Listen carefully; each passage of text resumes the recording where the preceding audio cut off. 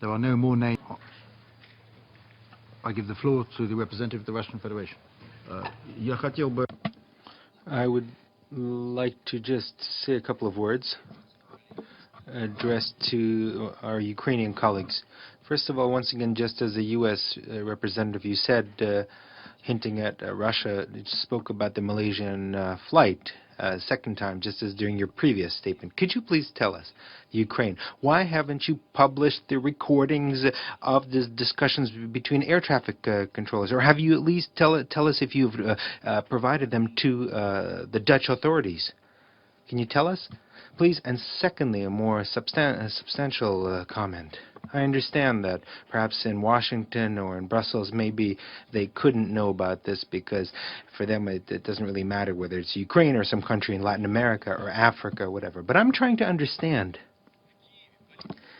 The politicians in Kiev, when they proclaimed the so-called Poroshenko peace plan, which spoke of the need for insurgents to capitulate.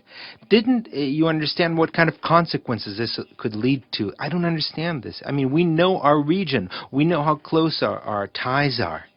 This was an obvious step towards escalation and disaster. That is what we are seeing. I mean, couldn't you understand that insurgents couldn't just lay down their weapons, give up and leave for Russia and have Ukrainian tanks enter Luhansk and Donetsk? I don't understand. And if someone advised you to do this, then they either didn't understand what they were doing or they were simply trying to provoke, trying to completely destabilize the situation in Ukraine and make life difficult for Russia. If you could provide an explanation for this, I would be very grateful. Thank you. I thank the representative of the Russian Federation for his statement. I give the floor to the representative of Ukraine.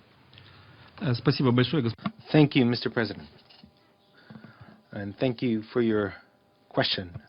I would like to say that, as far as your first question, I can tell you definitely that Ukraine is taking an active participation in the work of the Intergovernmental Commission that is investigating this incident. And my government is cooperating in good faith with our international foreign partners. And I think that in the near future, a report of the work of this commission will be published, circulated, and we'll see the findings, the initial findings of this inquiry.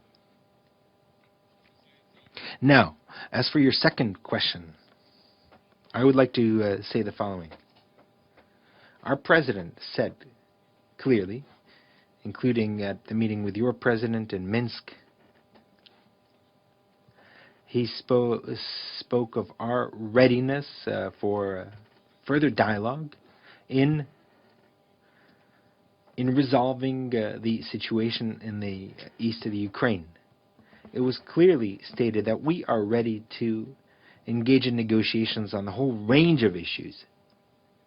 The only topic that cannot be discussed is the sovereignty, territorial integrity of the Ukraine, and our European integration, which is desired by our people, and which is determined by our people. Thank you very much.